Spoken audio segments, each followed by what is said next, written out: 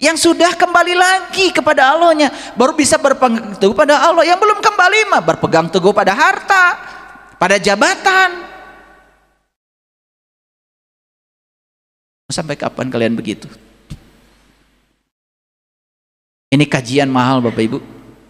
Mahal, saking mahalnya gak usah bayar.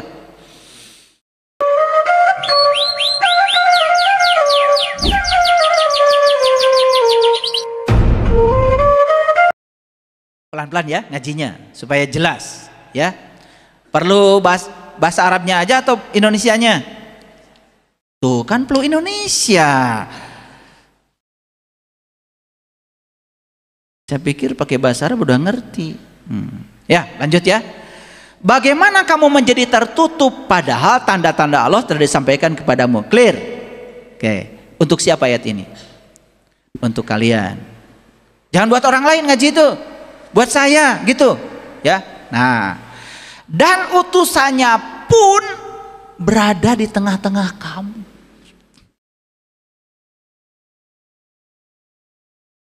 Bahkan utusannya pun berada di tengah-tengah kamu, kata Allah. Kok nggak sadar?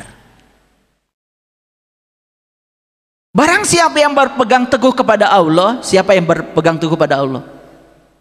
Yang sudah tahu lagi Allahnya, yang sudah kembali lagi kepada Allahnya, baru bisa berpegang teguh pada Allah. Yang belum kembali mah berpegang teguh pada harta, pada jabatan. Sampai kapan kalian begitu? Ini kajian mahal Bapak Ibu. Mahal, saking mahalnya gak usah bayar. Maka sesungguhnya ia telah diberi petunjuk ke jalan yang lurus. Keren ayatnya ya. Wa may ya'tasim billahi faqad hudiya ila siratim mustaqim. Dengarkan kajian-kajian saya tentang Shiratal Mustaqim, sudah sangat banyak. Clear sampai sini? Oke. Lanjut dulu. Ini Al-Maidah surat 5 ayat 110. Ya. Mau saya bacakan Arabnya atau Indonesianya? Saya kasih pilihan. Oh, Indonesianya aja. Ya udah kalau gitu saya lanjutkan baca Indonesianya. Ingatlah ketika Allah mengatakan, hai Isa putra Maryam. Ya, perhatikan ya.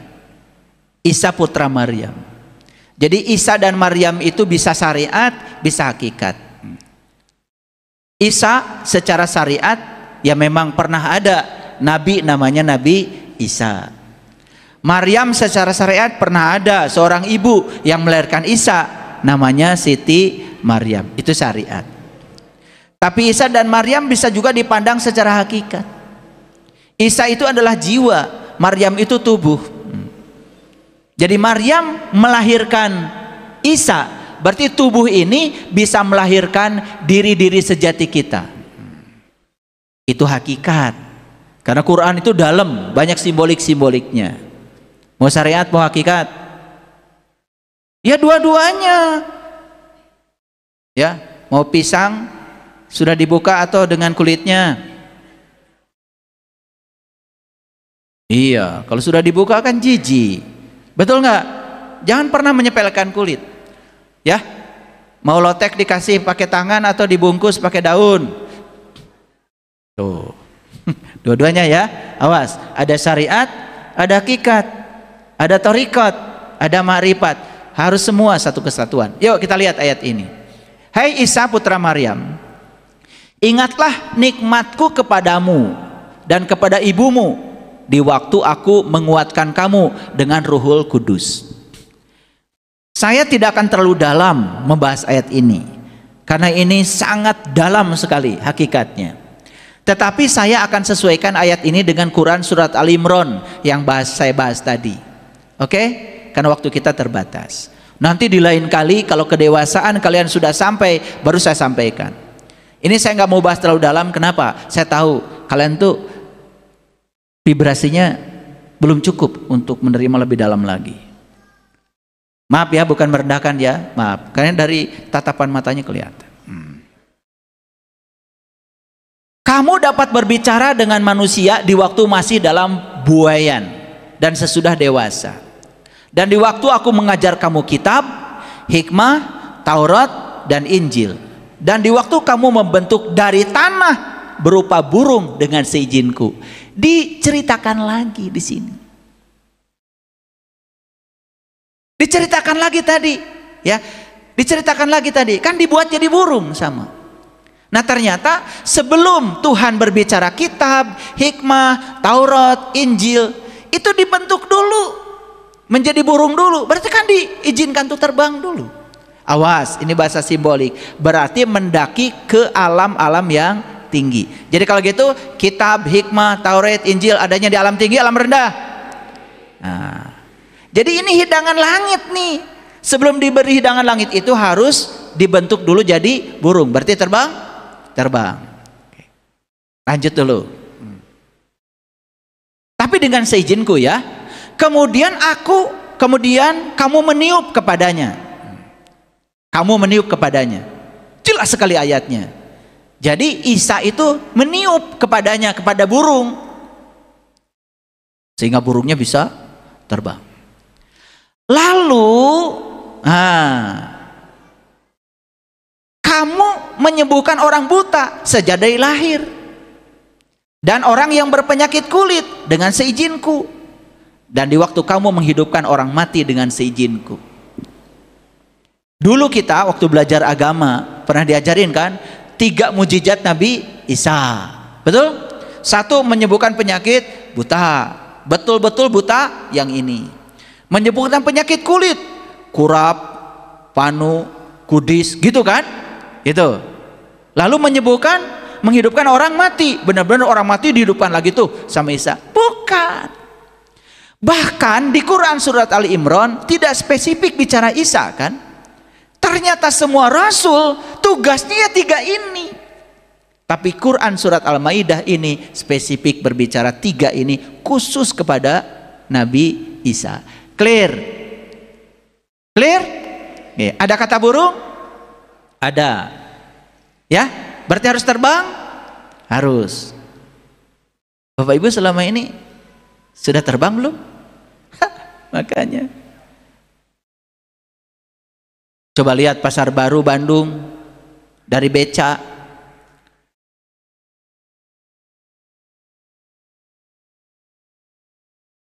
Pusing nggak? Coba lihat Pasar Baru dari atas, terbang dari pesawat. Ternyata pas seret-seret itu cuma di depannya aja. Pas seret-seret ya. Ternyata berdesak-desakan itu cuma di depannya aja. Di belakangnya mah masih lega. Masih ada gede bage, masih lega kene Bandung teh, seur kene sawah. Ti luhur mah. Betul? Makanya melihat dari bawah sempit, melihat dari atas luas. Kenapa kita disuruh terbang? Supaya kita bisa menyaksikan pemandangan lebih atas dari ketinggian. Makanya lihat, orang yang sempit ilmunya gampang menyalahkan. Tapi orang yang sudah terbang di ketinggian, banyak ilmunya, dia punya sudut pandang yang lebih luas lagi. Dia tidak berani menghukumi orang lain. Paham sampai sini? Nih, yang suka usil pada orang lain, itu karena belum terbang. Kasihan dia merangkak terus. Ya, makanya yang suka terbang, yang suka merangkak itu dalam bahasa biologi namanya hilet. Paham ya? Makanya ulat itu harus melakukan transformasi. Maka dia masuk dulu puasa jadi kepompong. Setelah itu keluar jadi kupu-kupu yang indah, terbang. Dia mengalami transformasi. Dulu jadi ulat, makanannya yang kotor-kotor, jalannya merangkak, namanya ulat. Dan setelah dia terbang, namanya ganti jadi kupu-kupu. Bahkan setelah terbang ada lagunya, kupu-kupu yang lucu. Dan sampai sekarang saya tidak menemukan lagu ulat-ulat yang lucu. Sampai sini ngerti? Ya. Jadi apa pesan yang mau sampaikan pada Bapak Ibu? Perhatikan saya. Jadi 2 ayat ini Quran surat Al Imran bicara tentang burung. Quran surat Al-Maidah bicara tentang burung. Jadi kalau kita ingin menyembuhkan 3 penyakit, buta, mata kolbu, penyakit kulit, dan kematian kesadaran, 2 ayat ini menyarankan kepada kita, cobalah kamu mencoba jalan lain, yaitu jalan mendaki. Tetapi untuk mendaki harus pakai sayap, harus terbang. Disitulah Bapak Ibu perlu bimbingan seseorang yang bisa menerbangkan kita. Paham sampai sini? Ada nggak ayat Quran yang sia-sia? Nggak ada. Quran itu keren Bapak Ibu. Nah ini kita udah nyentuh bagian dalam nih sedikit ya. Ini keperawanannya sedang kita sentuh ini. Oke. Ini gambar apa Bapak Ibu?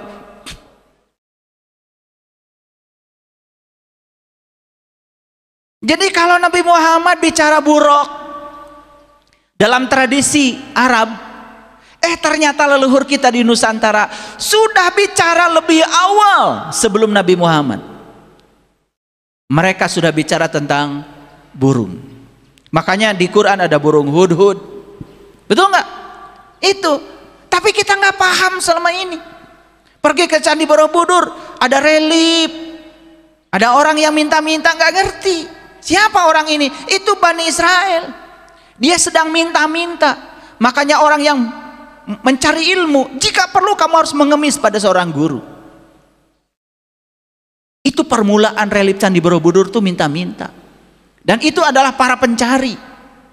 Jika perlu, kalau kita bertemu dengan seorang guru yang bisa menyembuhkan dari 3 penyakit itu, kamu harus minta-minta, mengemis. Makanya di perjalanan relief Borobudur itu ada jadi burungnya, ada jari ini, jari itu. Kalau saya cerita itu banyak. Dan Bapak Ibu harus pergi ke sana didampingi saya. Nggak didampingi saya, pusing, kalian cuma foto-foto aja. Makanya pernah saya bawa rombongan ke sana. Ayah, sudah 10 kali saya ke sini, baru ngerti cerita relief Borobudur, luar biasa, sampai pada nangis. Mau diantar saya ke sana? Bayar. Ya bayar kan, ke sana kan harus pakai kereta, pakai pesawat, pakai mobil, gratisan aja. Ini gambar apa Bapak Ibu? Ini saya spesial nih, di atas judulnya apa? Manuk dadali. Makanya di kita sudah ada tradisi. Hebat leluhur kita di Nusantara ini. Jadi ada irisan dengan Quran. Makanya saya kagum ya kalau membaca budaya, keluhuran, peradaban yang dicapai oleh leluhur kita itu luar biasa. Cuman sayang sekali, semua simbol-simbol kuno, simbol-simbol purba yang ditinggalkan leluhur kita, kita tidak bisa membacanya. Ada Gunung Padang di Cianjur, ada Candi Borobudur di Jogja, di Magelang, ada Candi Prambanan, ada Candi Boko, ada piramid di Mesir. Tapi semua tidak ada, sedikit sekali yang bisa membaca simbol-simbol itu. Bayangkan leluhur kita itu saking sayangnya kepada kita, perjalanan mereka dalam mencapai hidangan dari langit itu disimbolkan dalam berbagai macam simbol. Sayang kita tidak mengerti, apalagi ada konspirasi yang membelokkan sejarah itu supaya kita menjadi manusia-manusia yang dangkal, tidak berpikir, jadi robot. Disuruh itu, suruh ini, mau aja melakukan walaupun tidak ada manfaatnya. Gambar apa Bapak Ibu? Burung, ya. Manuk dadal itu bahasa Sunda.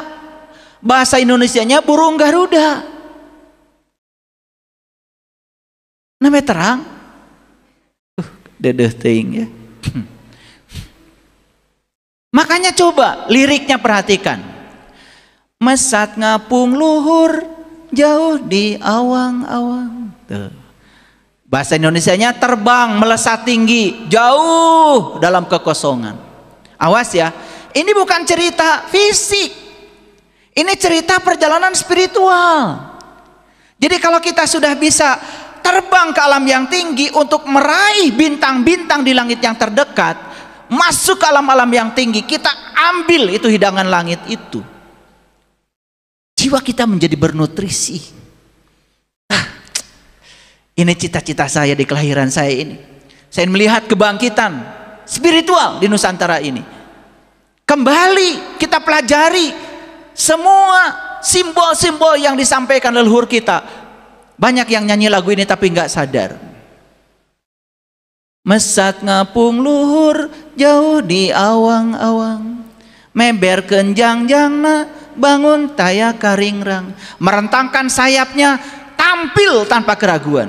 Makanya orang-orang yang sudah menyatu dengan alam tinggi tidak ada ketakutan, tidak ada keraguan. Hakul yakin, isbatul yakin. Mantap imannya, gak kaleng-kaleng. Mesat ngapung luhur jauh di awang-awang, meber kenjang-jangna bangun taya karingrang. Sukuna ranggoas rejeng pamatuk nangeluk, ngepak mega barihi bernat tarik nyuruwuk. Ini bahasa Sunda. Tarik nyuruwuk tuh kayak konkord. Kakinya panjang, paruhnya melengkung. Paruhnya melengkung, ini simbol. Melengkung paruhnya. Melengkung. Nih paruh harus melengkung. Makanya kalau mau ngomong, pikirkan dulu.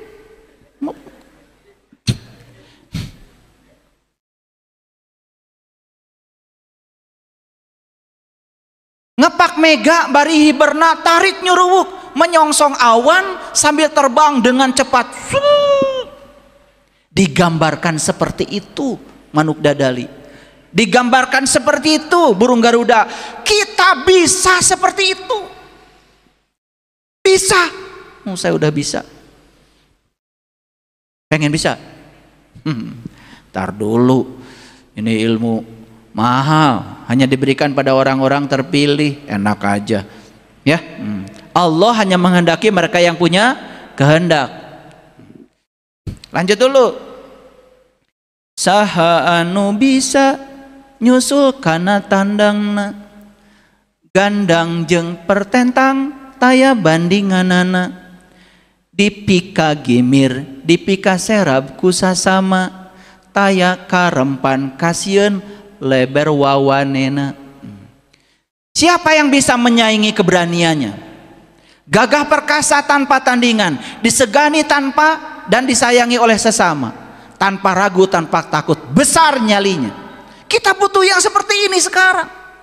Kita butuh pemimpin yang seperti ini sekarang. Bukan sekedar ngomong burung Garuda, lambang negara, Bhinneka Tunggal Ika. Bullshit kalau tidak ada jiwanya.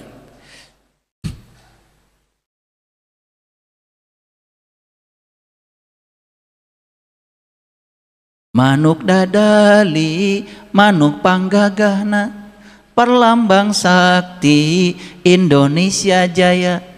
Manuk dadali pangkakoncarana, resep ngahiji rukun sakabehna. Jadi burung Garuda ini burung paling gagah, lambang sakti Indonesia Jaya. Burung Garuda yang paling tersohor, senang bersatu, rukun semuanya. Lihat saya semua para sahabat. Kalau orang yang sudah tinggi melihat sesuatu secara bijaksana dari ketinggian, tidak sempit sudut pandang, maka dia punya kebijaksanaan. Nah, kebijaksanaan itu bisa menyatukan. Coba berguru pada orang-orang yang mengajarkan kebencian. Disitulah kita akan disuruh membenci orang lain yang berbeda. Bahkan dianggap diri kita yang paling benar, memusuhi orang lain, bahkan menghalalkan darah orang lain atas agama dan Tuhan. Pelajaran apa yang kayak gitu? Katanya agamanya rahmat lil alamin. Ini malah jahat sama kelamin.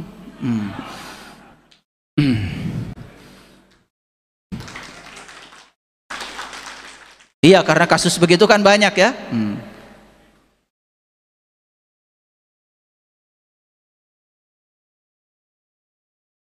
Hirup sauyunan tara pahiri-hiri, silih pikanya teinggis belapati, manuk dadali ngandung siloka sinatria, kersakumna bangsa di negara Indonesia. Hidup berhimpun tanpa saling iri, saling menyayangi, tak sungkan mengorbankan nyawa. Burung Garuda adalah lambang kesatriaan untuk seluruh bangsa di negara Indonesia. Jadi kenapa Bung Karno mengambil burung Garuda sebagai lambang negara? Ini doa dari Bung Karno. Doa buat kita bangsa Indonesia, jangan merangkak, harus terbang. Karena kita diberi kekuatan oleh Allah untuk terbang itu, menggapai alam-alam yang tinggi. Ini pesan leluhur. Saya sampaikan di publik seperti ini. Biar semua masyarakat Indonesia, bangsa Indonesia sadar. Biar semua pemimpin kita tahu ini. Jangan cuma memikirkan dirinya sendiri. Udah bosan masyarakat ini dengan korupsi, kolusi, nepotisme di semua aspek kehidupan. Korupsi sudah luar biasa.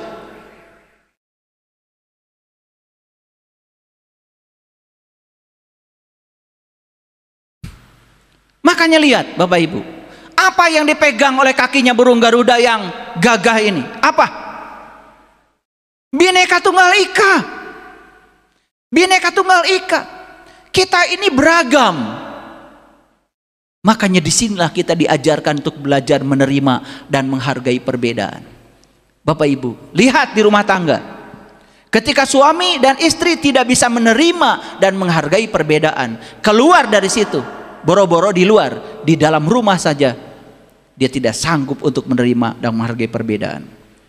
Makanya aneh ya, banyak sekali orang yang mengatakan pemimpin agama, pemimpin umat, di dalam saja sudah berantakan, tidak cocok dengan pasangan, ceraikan. Apa-apaan? Nurut lagi kalian sampai yang begitu.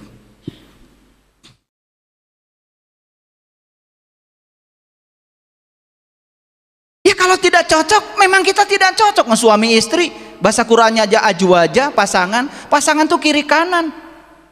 Kita oleh Allah dipasangkan dengan yang berbeda. Karena tujuan pernikahan, latihan menerima dan menghargai bahwa kita berbeda. Pengen sama, jenis kelaminnya aja udah beda, cara berpikirnya aja udah berbeda, fisiologi berbeda, psikologi berbeda. Makanya Bapak Ibu, kemarin saya memberikan pelatihan bagaimana menciptakan surga dalam pernikahan. Selesai pelatihan 3 sesi, saya bicara 7,5 jam. Banyak yang menangis. Saya suruh pelukan mereka, baru menangis. Saya baru sadar kalau kami berbeda. Selama ini saya saling menyakiti karena ingin pasangan saya seperti yang saya pikirkan. Mau sampai kapan kamu begitu? Menciptakan neraka bagi keluargamu sendiri. Mau lari kemana? Kamu lari tidak bisa menerima pasanganmu, maka kamu mau lari ke tempat lain, cari yang di ilusi pikiranmu bisa memenuhi keinginanmu. Tidak, kamu akan ketemu orang yang sama atau lebih buruk dari itu. Sebelum kita bisa menerima kelebihan dan kekurangan pasangan kita, kita tidak akan pernah diberikan orang yang berbeda, akan diberikan orang yang sama terus menerus. Mau sampai kapan? Mau lari kemana? Makanya konsep pernikahan itu harus monogami dan tak terceraikan. Hanya kematian yang memisahkan. Saya tidak akan bahas burung Garuda ya, sudah dibahas dulu di sekolah ya. Tapi saya cuma ingin lihat, para sahabat semua lihat di kakinya apa? Dibuat terbang Bhinneka Tunggal Ika. Dibuat terbang, dipegang, dijunjung tinggi. Kita sekarang kalau tidak bisa menerima dan menghargai perbedaan, bangsa ini di ujung tanduk. Apalagi Anda mengklaim saya paling benar, yang lain salah, saya benar, yang lain sesat. Sesat menyesatkan ini dianggap biasa. Padahal di Quran jelas sekali, inna rabbaka huwa alamu biman dhalla an sabilihi wa huwa alamu bil muhtadin. Hanya Allah yang bisa menilai siapa yang tersesat dan siapa yang berada di jalan Allah. Lembaga manapun, manusia manapun, tidak ada yang berhak. Kita cuma ngaku-ngaku aja pedoman hidupnya Quran, tapi kita tidak pernah memahami esensinya Al-Quran. Paham sampai sini Bapak Ibu? Oke, lanjut dulu. Makanya di Quran surat Al-Maidah ayat 111, perhatikan. Al-Maidah 111, para sahabat yang di rumah boleh sambil membuka Al-Quran. Dan ingatlah ketika aku ilhamkan kepada pengikut Isa yang setia. Pengikut Isa yang setia itu dalam Al-Quran disebut hawariyin. Makanya wa'id auhaitu ilal hawariyin. Di situ ada kata-kata begitu. Dan ingatlah ketika aku Allah ilhamkan kepada pengikut Isa yang setia. Kan ada Isa, ada pengikutnya. Paham ya? Nabi Isa nabi siapa? Nabi siapa? Nabi siapa? Nabi siapa? Kan nabi kita juga. Kita diajarkan sejak dari SD ada 25 rasul. Betul nggak? Masa lupa? Rasul kita ada 25. Kenapa 25? Ada 25 keragaman.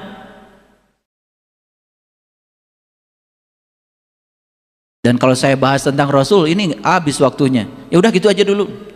Jadi sosok yang diutus Allah ke alam dunia ini beragam. Ada Nabi Ayub dengan penyakitnya sampai pada Allah. Ada Nabi Isa dengan kemiskinannya sampai pada Allah. Ada Nabi Sulaiman dengan kekayaannya sampai pada Allah. Itu maksudnya keragaman mereka itu semuanya itu bisa mengantarkan mereka kepada Allah. Makanya nggak usah takut. Ada yang sampai pada Allah dengan kekayaan yang banyak. Ada yang sampai kepada Allah dengan kekurangan kekayaannya. Ada yang sampai pada Allah dengan penyakitnya. Ada yang sampai kepada Allah dengan kesehatannya. Ada yang sampai kepada Allah dengan kegantengannya kayak Yusuf. Itu harus dipelajari sebagai keragaman. Udah nanti aja ya dibahas itu. Ini dulu. Berimanlah kamu kepadaku dan kepada Rasulku. Mereka menjawab, kami telah beriman dan saksikanlah bahwa sesungguhnya kami adalah orang-orang yang patuh. Kenapa mereka patuh? Karena pengikut Isa ini bukan sekedar pengikut. Mereka itu sudah bisa merasakan dan mengalami apa yang dialami oleh Isa. Itu iman yang benar begitu, bukan sekedar percaya, tapi sudah membuktikan, bukan sekedar percaya. Lanjut. Ayat 112. Ingatlah ketika pengikut-pengikut Isa berkata, hai Isa putra Maryam, sanggupkah Tuhanmu menurunkan hidangan langit kepada kami? Hebat ya Quran. Jadi pengikut Isa ini menantang Isa, hai Isa putra Maryam, sanggupkah Tuhanmu menurunkan hidangan langit kepada kami? Seorang pengikut harus begitu, harusnya bukan sekedar ikut-ikutan. Karena Isa sudah mendapatkan hidangan langit, maka pengikutnya pun ingin dapat hidangan yang sama. Supaya apa? Bisa merasakan pengalaman yang sama. Ih, keren banget. Gitu nggak kalian belajar agama? Gitu apa tidak? Enggak lah, ya. Pokoknya disuruh itu, suruh ini mau aja. Betul apa tidak? Iya. Jadi ini muncul kata-kata hidangan dari langit ya. Nah, Isa menjawab, bertakwalah kepada Allah jika kamu betul-betul orang yang beriman. Ini jawabannya luar biasa. Pengikutnya Isa mengatakan kepada Isa, hai Isa putra Maryam, sanggupkah Tuhanmu menurunkan hidangan langit kepada kami? Apa jawaban Isa? Bertakwalah kamu kepada Allah jika kamu betul-betul orang yang beriman. Jadi ternyata ayat ini memberikan isyarat pada kita untuk dapat hidangan dari langit itu jalannya apa? Takwa. Takwa. Sudah tahu takwa belum? Sudah tahu belum? Ya iya. Takwa cuma tahunya menjalankan perintah Allah, menjauhi larangannya gitu. Nggak level. Coba lihat kata takwa di Quran, surat Al-Baqarah ayat 63. Wa id akhadna mitsaqakum wa rafa'na fawqakumut tur khudhu ma atainakum biquwwatin wazkuru ma fihi la'allakum tattaqun. Takwa itu prosedur. 1, mengambil janji kata Allah. 2, diangkat gunungnya. Gunung itu lambang dari kesadaran. Angkat kesadaranmu, naik ke atas. Pakai sayapmu, terbang ke langit yang tinggi. Tempuh setiap langit-langit kesadaranmu. Luar biasa. Jadi tahap pertama mengambil janji. Tahap yang kedua, angkat gunungmu, angkat kesadaranmu. Tahap yang ketiga, kata Allah, aku akan pertunjukkan diriku kepadamu. Allah menunjukkan dirinya kepada kita. Dan yang keempat, ingat yang aku pertunjukkan kepadamu. Wazkuru ma fihi. Jadi takwa itu ada 4, mengambil janji, mengangkat gunung, ditunjukkan sesuatu oleh Allah di gunung kita, di puncak kesadaran kita. Dan yang keempat apa? Ingat yang Allah tunjukkan. Baru kita bisa ingat, baru jadi ulul albab. Karena kita tidak mungkin bisa mengingat dia kalau kita belum kenal sama dia. Masuk akal? Masuk akal nggak Bapak Ibu? Ya, saya menggunakan kajian ini dengan pendekatan saintifik. Jadi semuanya masuk akal. Walaupun pada tahap tertentu nanti Bapak Ibu ada situasi, ada satu pengalaman spiritual, ya, ketika akal kita belum sampai untuk bisa menganalisisnya, jangan takut. Nanti ketika kesadaran kita meningkat, intelijensia kita meningkat, kita akan bisa melampaui kecerdasan yang melampaui pikiran. Itulah kecerdasan para nabi, para rasul. Pintar tanpa belajar, cerdas tanpa berlatih. Bisa, bisa.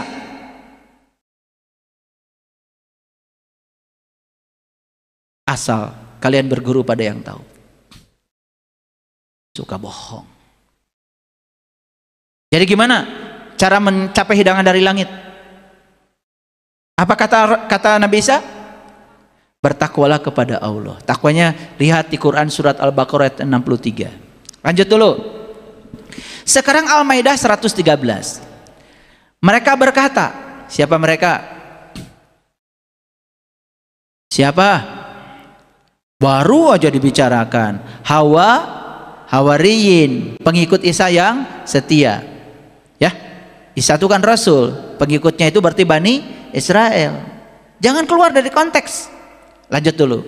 Mereka berkata, kami ingin memakan hidangan itu. Luar biasa. Dan supaya tentram kolbu kami. Luar biasa. Kami ingin memakan hidangan itu supaya tentram kolbu kami. Mau nggak Bapak Ibu kolbunya tentram? Harus apa katanya? Harus makan hidangan dari langit. Maka di Quran dikatakan, ya ayyuhallazina amanu wa tatmainu qulubuhum bizikrillah, ala bizikrillahi tatmainul qulub. Hai orang-orang yang beriman, hanya dengan mengingat Allah kolbumu menjadi tentram. Ingat, hanya dengan mengingat Allah kolbumu menjadi tentram. Jadi kolbu itu harus difungsikan.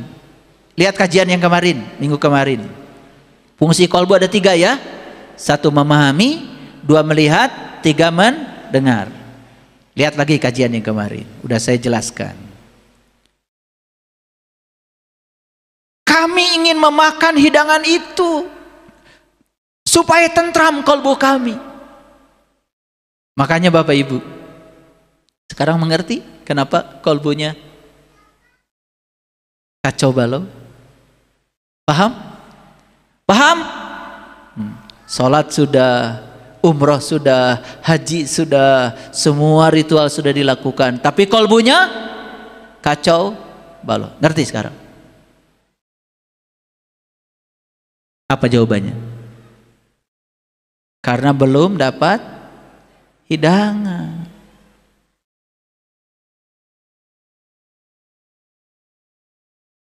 Kami ingin memakan hidangan itu supaya tentram kolbu kami dan supaya kami yakin bahwa kamu telah berkata benar kepada kami. Kritis ya? Kritis nggak? Iya. Kalau Isa sudah memakan hidangan itu, masa kami tidak?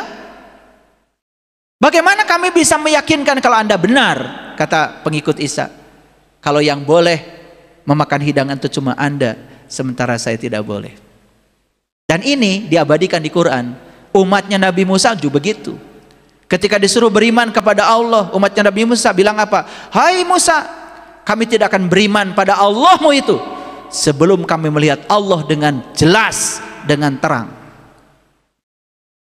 Itu diabadikan di Quran surat Al-Baqarah. Keren. Pernah nggak Bapak Ibu membuat peta Al-Quran? Pernah? Kemana wayat? Sibuk ya? Sibuk cari yang nggak ada ya? Bingung saya mikirin kalian. Belajar sains enggak, belajar matematika enggak, belajar agama juga enggak. Pokoknya yang penting lah ngikutin kebanyakan orang gitu ya. Gitu. Nanti akan dipertanyakan sama Allah. Kecerdasan yang aku berikan kepada kamu di mana? Makanya di Quran surat Al-Fatir ada teriakan kepada Allah dari sekelompok orang yang masuk ke dalam neraka. Teriakannya begini, ya Tuhanku, kenapa kau himpunkan aku dalam keadaan buta?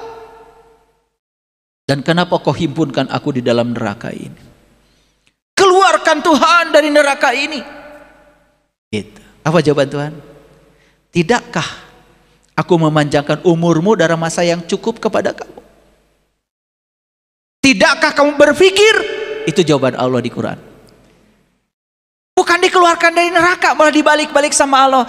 Apa tidak cukup 60 tahun, 70 tahun, 80 tahun? Umurmu dikemanakan? Dipakai apa? Nyari apa sih kamu? Bahkan Allah mengatakan, tidakkah kamu berpikir? Aku memanjangkan umurmu untuk satu tujuan, kata Allah, supaya kamu berpikir. Jadi panjang umur itu kata Quran supaya kamu berpikir.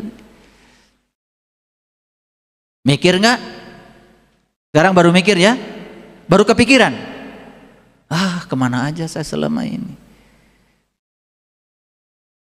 Karena selama ini daya kritis kita, daya kreatif kita dibiarkan begitu saja, dibungkam oleh konspirasi. Bapak Ibu masih ingat dulu Indonesia dijajah Belanda? Ya, iya, Belanda tuh seneng kalau kita bodoh. Makanya yang pintar-pintar gitu ya, dipilih kan? Dipilih. Yang mau sekolah itu dipilih. Karena apa? Begitu dia pintar nanti jadi bebas, pikirannya jadi terbuka, bisa membahayakan mereka. Makanya semua orang-orang yang berkuasa di dunia ini pasti akan menciptakan sistem untuk membungkam kita supaya kita tetap di jalan yang bodoh. Karena kalau pintar dikit nanti berontak. Termasuk dalam bidang agama.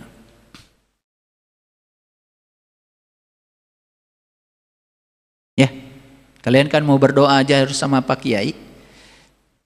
Biar Pak Kiai punya jasa. Saya lebih dekat sama Allah. Kalau mau doa, ke saya aja. Bayar. Nanti biar saya doakan. Begitu? Seolah-olah kita ini jauh dari Allah. Padahal Allah bilang, aku bersama kamu, lebih dekat daripada urat nadi lehermu. Setiap manusia punya akses yang sama kepada Allah. Tapi kita nggak percaya diri. Betul apa tidak? Kenapa nggak percaya diri? Karena dibuat tidak percaya diri. Supaya ada orang yang merasa berjasa. Seolah-olah dia bisa mengantarkan kita kepada Allah. Teori konspirasi. Lanjut dulu. Dan kami menjadi orang-orang yang menyaksikan. Ini kata-kata yang luar biasa. Wa nakuna 'alaiha minasyahidin. Masih ingat Bapak Ibu kajian Shiratal Mustaqim? Orang yang dapat nikmat ada berapa golongan? Ada 4. 1, para solihin. 2, para syuhada. 3, para siddiqin. 4, para nabi. Yang dapat nikmat cuma 4 golongan. Nah makanya di sini ya, umatnya Isa pun ingin menjadi syahidin, ingin menjadi para penyaksi. Menyaksikan siapa? Menyaksikan jati dirinya, menyaksikan hidangan dari langit. Jadi hidangan dari langit itu hakikatnya adalah Allah.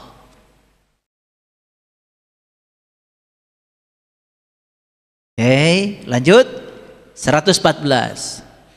Makanya Isa putra Maryam berkata, Allahumma Rabbana anzil alaina ma'idatan minas sama'i takunu lana id. Di situ ada kata-kata id. Luar biasa ya. Ya Tuhan kami, turunkanlah kepada kami hidangan dari langit yang akan menjadi hari raya bagi kami. Jadi ternyata menurut Quran surat Al-Maidah ayat 114, id itu bukan merayakan hidangan dari bumi, tapi id itu justru saat kita dapat hidangan dari langit. Makanya id puncaknya saum. Ya, kenapa saum diterjemahkan puasa? Ingat ya, puasa bukan bahasa Arab. Puasa itu bahasa Pali dari kata upavasa. Upa itu adalah upaya, fasa itu adalah ketinggian. Jadi upavasa itu berupaya sekuat mungkin supaya kita tetap di alam yang tinggi, gak jatuh ke bawah. Suka marah gak Bapak Ibu? Yang kepancing dengan kemarahan berarti jatuh ke alam rendah. Jaga di alam tinggi. Suka kesel? Suka. Suka iri hati? Suka. Suka membenci orang lain yang sukses. Nah, lihat orang-orang yang rendah frekuensinya, orang lain bahagia, dia tidak bahagia. Orang lain hancur lebur, dia malah bahagia. Aduh, manusia macam apa kayak gitu. Makanya ya, dalam teori cinta, dalam hukum tarik menarik, orang yang tidak bahagia ketika orang lain bahagia, dia tidak akan pernah bisa meraih yang diraih oleh orang lain. Lihat ya, mohon maaf ya, silahkan bikin riset ya. Lihat orang yang iri hati, nggak akan kaya. Lihat orang-orang yang tidak bahagia kata orang lain kaya. Lihat, miskin selamanya. Suka ngomongin kekayaan orang, tidak suka dengan kebahagiaan orang. Lihat orang kayak gitu. Dia menarik semua yang buruk ke dalam kehidupannya. Ya, kok saya nengoknya ke sini ya? Ya Tuhan kami, turunkanlah kepada kami hidangan dari langit. Dan turunnya hidangan ini akan menjadi hari raya bagi kami dan bagi orang-orang yang bersama kami. Dan yang datang sesudah kami. Dan menjadi tanda engkau. Ternyata hidangan dari langit itu tanda engkau. Jadi jelas ya, hidangan dari langit apa? Ya engkau.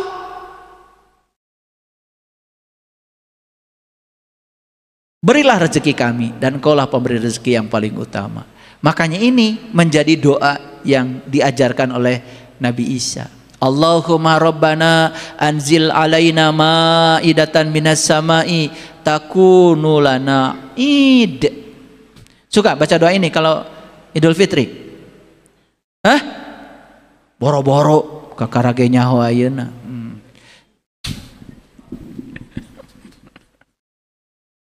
Sibuk teuing ngadamel tanya ibu opor. Dah dulu mah di zaman Sunan Kalijogo ya, Ibu, Bapak, ya. Idul Fitri teh dirayakan dengan membuat kupat. Jadi kupat itu bahasa Jawa. Terus jantan bahasa Sunda aya nama. Kupat teh laku sing papat. Papat itu dalam agama Islam ya serba 4. Syariat, tarekat, hakikat, makrifat, tanah, air, api, udara. Abu Bakar, Umar, Utsman, Ali. Ya, zat, sifat, asma, af'al. Semuanya 4. Makanya laku sing papat. Makanya lihat itu ketupat. Ketupat itu luarnya kan janur. Janur itu dari bahasa Arab ja'a nuron, telah datang cahaya.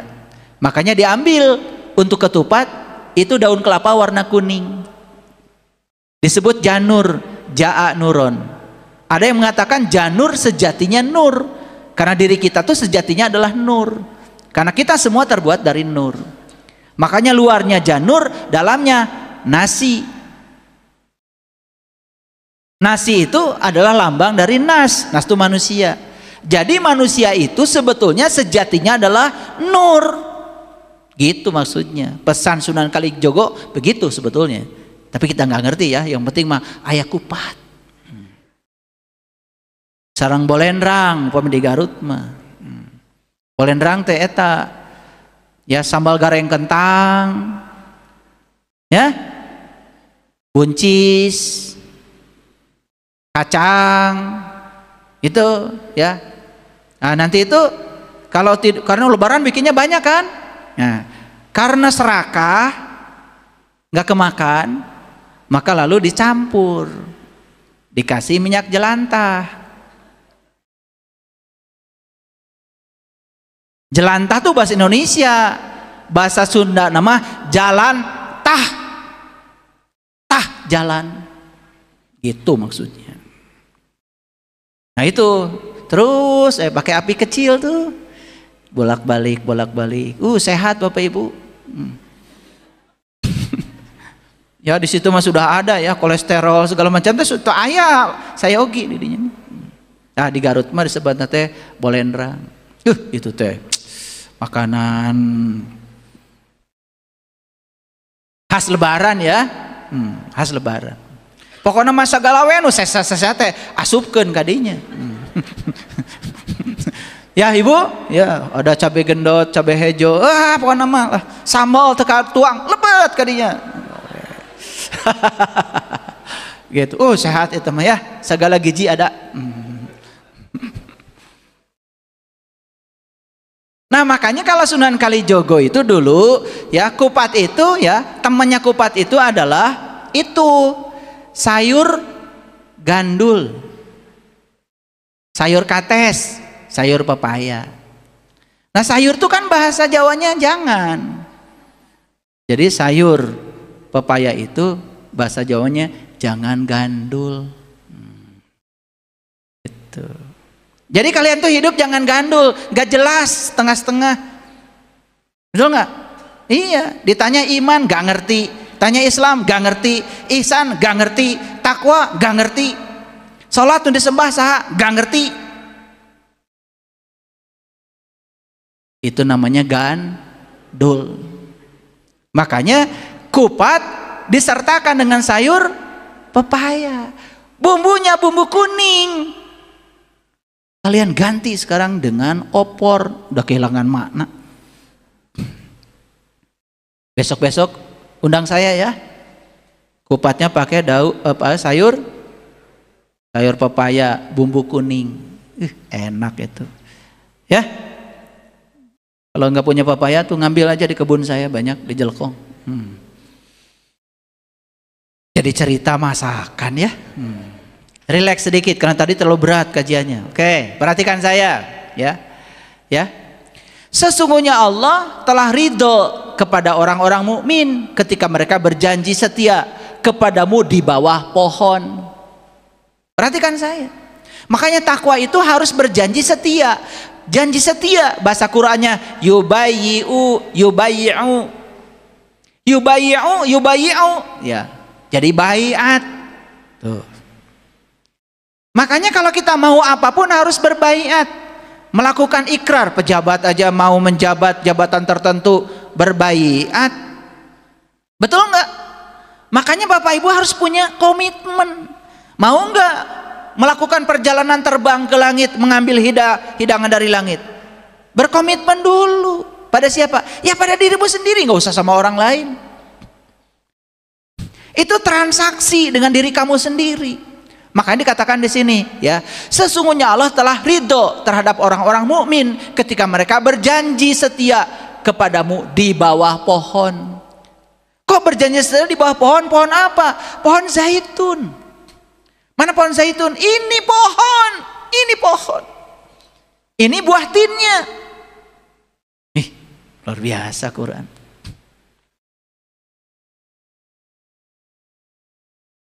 Ya.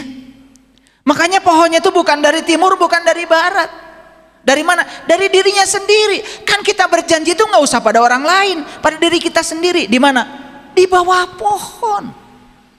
Maka Allah mengetahui apa yang ada di dalam kolbu mereka, lalu menurunkan ketenangan atas mereka dan memberi balasan kepada mereka dengan kemenangan yang dekat. Makanya judul kajian kita hidangan dari langit dan kemenangan. Ternyata Al-Fat itu awalnya keterbukaan, puncaknya keterbukaan adalah kemenangan. Karena sudah terbuka mata kolbunya, bebas dari penyakit kulit. Karena sudah bebas dari penyakit kulit, bangkit kesadarannya. Jadi manusia yang sadar kembali, sadar pada jati dirinya, kembali kepada fitrahnya yang asli, kembali memiliki kesadaran Adam yang pertama diberikan Allah. Maka ketika dia pulang, itulah kemenangan. Maka bahasa Qur'annya ya, fathan qarib. Itulah kemenangan yang dekat. Dekat apa jauh Bapak Ibu? Dekat apa jauh? Di mana kemenangan itu adanya? Di sini. Sudah tersedia sekarang? sudah tersedia. Tinggal Bapak Ibu melepaskan semua hambatan-hambatan. Kenapa selama ini kita tidak menang terus? Lihat saya semuanya. Ibu-ibu kalau nyapu, cari yang kotor, cari yang bersih. Cari yang apa? Yang kotor. Ketika dibuang yang kotornya, sisanya apa?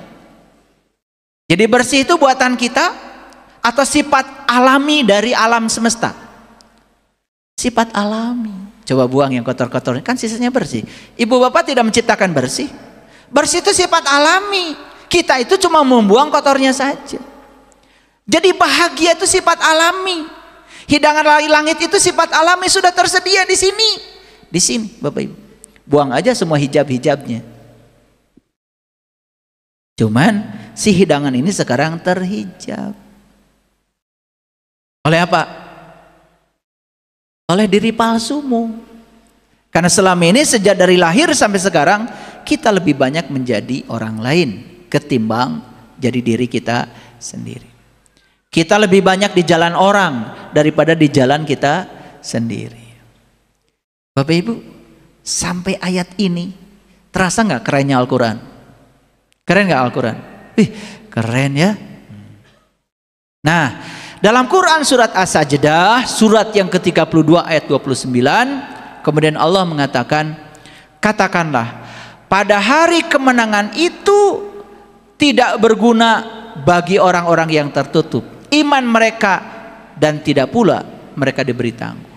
Jadi hari kemenangan itu tidak berguna sama sekali buat orang-orang yang masih tertutup. Tertutup apanya? Tertutup penglihatan kalbunya. Kalau masih tertutup penglihatan kalbunya, dia masih punya penyakit kulit.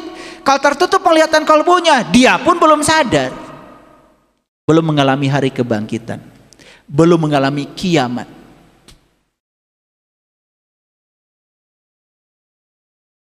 Buat apa Bapak Ibu nunggunya hancur alam semesta? Maka umuran. Ya, sudah kiamatkan aja diri kita saat ini. Saya mau bangkit dari kebodohan, saya mau bangkit dari ketidaksadaran, saya mau bangkit dari penyakit kulit yang menghujam diri saya. Saya akan bangkit dari ketertutupan mata kalbu saya. Kapan? Sekarang juga. Biar saya bisa pulang muni ayat innalillahi wa inna ilaihi rajiun.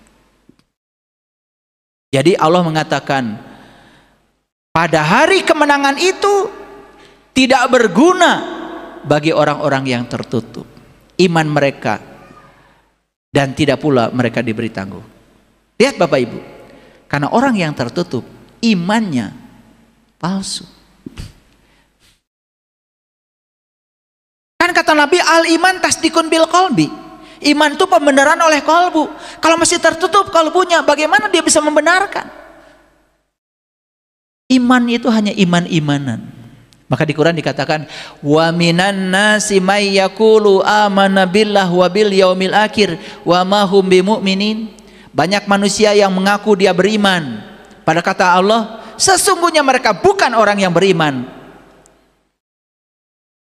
Yukhadi'una Allaha walladzina amanu wa ma yakhda'una illa anfusahum wa ma yash'urun.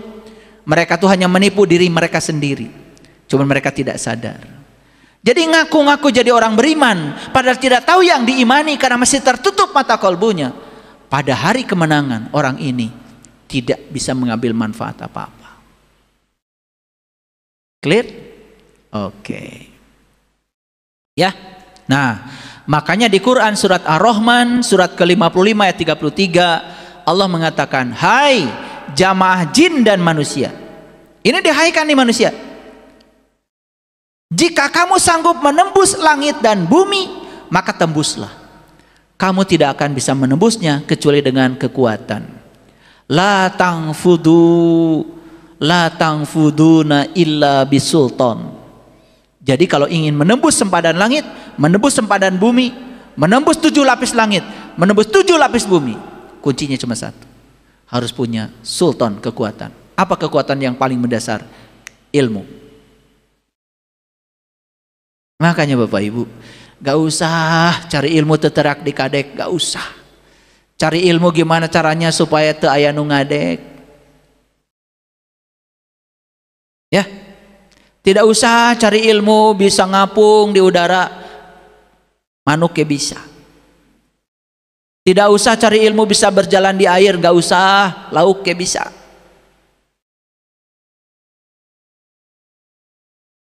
Ya, kalau kita ingin membentengi diri kita, bentengi dengan cinta, bentengi dengan akhlak, peduli pada orang lain. Hadiah dari mencintai adalah dicintai. Gak usah cari ilmu kesaktian itu, kesaktian ini. Jadi orang baik aja, sakti.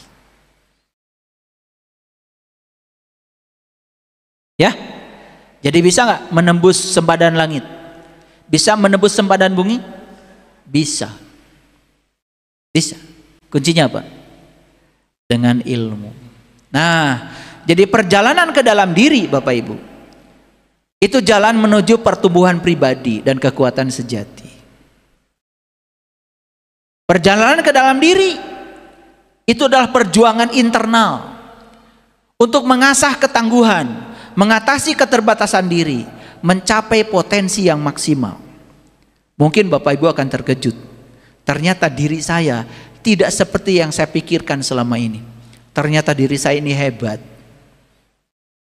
Makanya kenapa ya para penjajah itu tidak suka kalau orang sadar. Kalau orang sadar dirinya punya potensi dan hebat, apalagi potensinya tanpa batas, sangat berbahaya.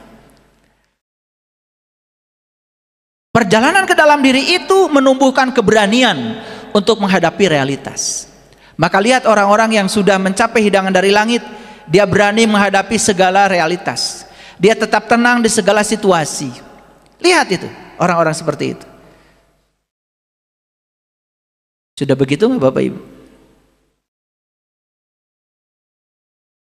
Perjalanan ke dalam diri adalah proses penyucian yang memungkinkan menemukan jati diri dan kekuatan yang tersembunyi. Makanya banyak ya, saya sudah bagikan ilmunya. Kenapa kita kesusahan ekonomi? Kenapa kita kesulitan uang? Bisa nggak dibuka pintu-pintunya, kunci-kuncinya? Bisa. Karena kita ini oleh Allah diberi kemampuan yang tak terbatas. Potensi kita itu tak terbatas. Kebahagiaan kita tak terbatas. Dan semua kekuatan yang tersembunyi ini bisa dibangkitkan dengan mengenali jati diri. Perjalanan ke dalam diri membebaskan segala ketakutan, membebaskan segala keraguan, membebaskan segala kecenderungan yang negatif yang menghambat kemajuan spiritual. Dan orang yang selalu terhambat kemajuan spiritualnya, ini karena masih digoda oleh pikiran yang negatif di sini, masih digoda oleh diri palsunya.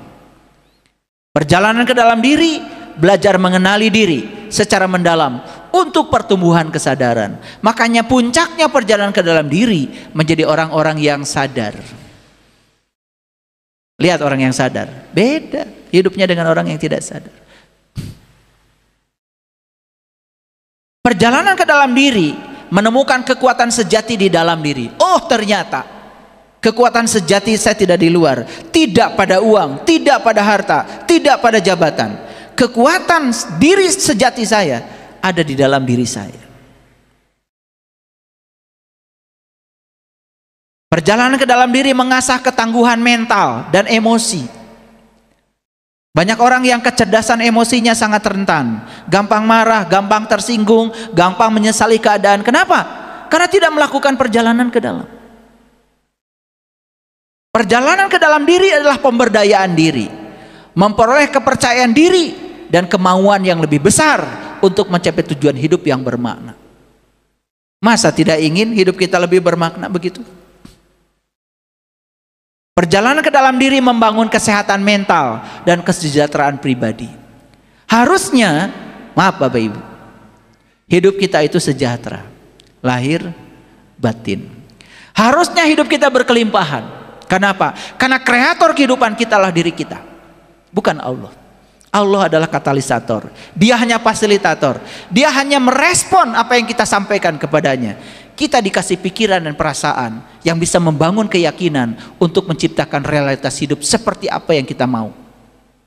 Bisa, bisa. Saya kalau bicara begini, apalagi kepada teman-teman, sahabat-sahabat yang di komunitas, di Bumi Spiritual Indonesia, saya kasih contoh. Ini loh karya saya. Ini yang saya bicarakan. Ini loh.